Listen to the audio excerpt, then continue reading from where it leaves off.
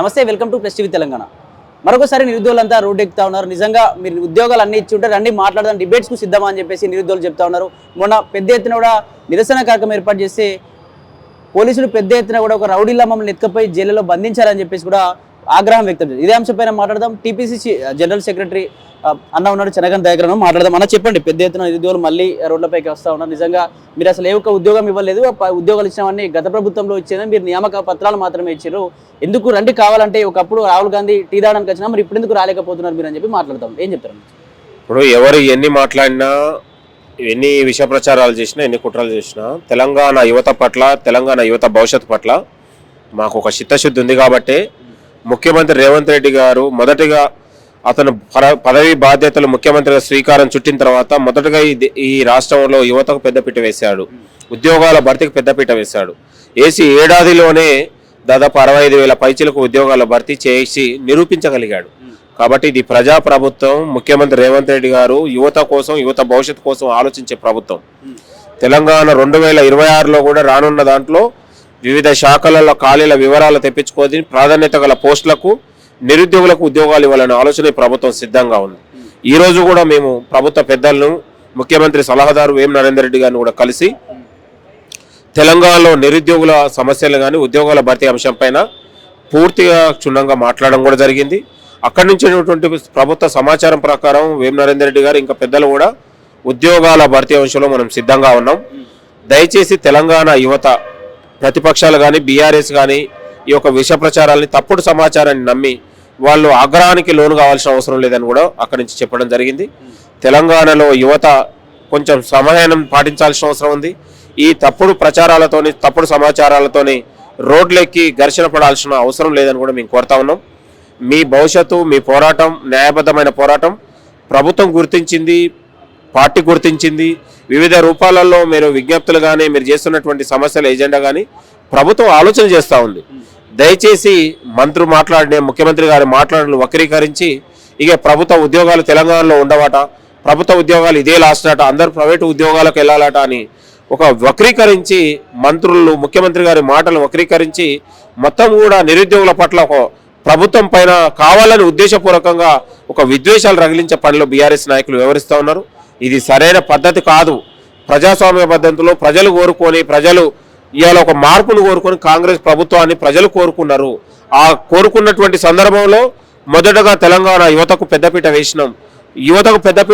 తెలంగాణ ఒక future city లాంటి rising తెలంగాణతోని Telangana భవిష్యత్ తరాలకు అందించాలన్న ఆలోచనతోని ముఖ్యమంత్రి గారు ఇవాళ దావోస్, జర్మనీ, జపాన్ పోయి పెట్టుబడులు తీసుకొచ్చి ఇక్కడ పరిశ్రమల ద్వారా తెలంగాణ యువతకు ఒక ప్రైవేట్ రంగంలోతో పాటు ప్రభుత్వ రంగంలో అనేక రంగాలలో ఉద్యోగాలను క్రియేట్ చేసి తెలంగాణ యువతకు అందించాలనే ఒక సంకల్పం, గొప్ప విజన్, గొప్ప ఆలోచన ముఖ్యమంత్రి గారికి ఉందనే విషయాన్ని గుర్తు తెచ్చుకోవాలి. ఈ బీఆర్ఎస్ నాయకులు, కేటీఆర్ కావచ్చు, ఇంకోటి కావచ్చు, వీళ్ళందరూ కూడా నిరుద్యోగుల పట్ల ఇవాళ విద్వేషాలతోనే నిరుద్యోగుల పట్ల అలజడి సృష్టించాలనే ఆలోచన జరుగుతూ ఉంది. నిన్నగాక మొన్న మను యూనివర్సిటీలో, మౌలానా ఆజాద్ యూనివర్సిటీలో కూడా ఇదే జరిగింది. గతంలో కంచకచ్చిపోలే అంశంలో ప్రభుత్వ భూమిని, యూనివర్సిటీ భూమి అని క్రియేట్ చేసి మళ్ళొకసారి నిరుద్యోగుల్ని, విద్యార్థుల్ని రోడ్లెక్కించే ప్రయత్నం జరిగింది. మను యూనివర్సిటీ కలెక్టర్ గారు ఒక చిన్న నోటీసు వివరణ కోరితే కూడా ఆ వివరణను కూడా యూనివర్సిటీని అమ్మేస్తున్నారని ఒక తప్పుడు ప్రచారం. దయచేసి తెలంగాణలో మీరు 10 ఏళ్ల పాటు మీరు మంత్రుల పదవులు చేశారా, లేకపోతే గాడిదలు కాశారా అనే విషయం ప్రజలకు అర్థం కావట్లేదు. ఎందుకు ప్రజలని తప్పుదారి పట్టిస్తూ ఉన్నారు, ప్రజలు గందరగోళపరుస్తూ ఉన్నారు. కాబట్టి దయచేసి ఇది సరైన పద్ధతి కాదు. రాజకీయాలు లాగానే చేయండి. మీ యొక్క నీచమైన రాజకీయాల కోసం నిరుద్యోగుల్ని బలిపశువుని చేయొద్దని కూడా మీకు కోరుతా ఉన్నాం. శాంతియుతంగా రోడ్లపైన ర్యాలీలు చేస్తుంటే కుక్కల్లా ఇడ్చుకెళ్లారు, లాఠీ చార్జీలు జరిగాయి, మా పైన కుక్కల్లా బంధించారు స్టేషన్లోకి తీసుకెళ్లి అని చెప్పేసి కూడా ఆవేదన చెందుతా ఉన్నారు. దీనికి సంబంధించిన నిరుద్యోగులంతా ఏం చెప్తారు?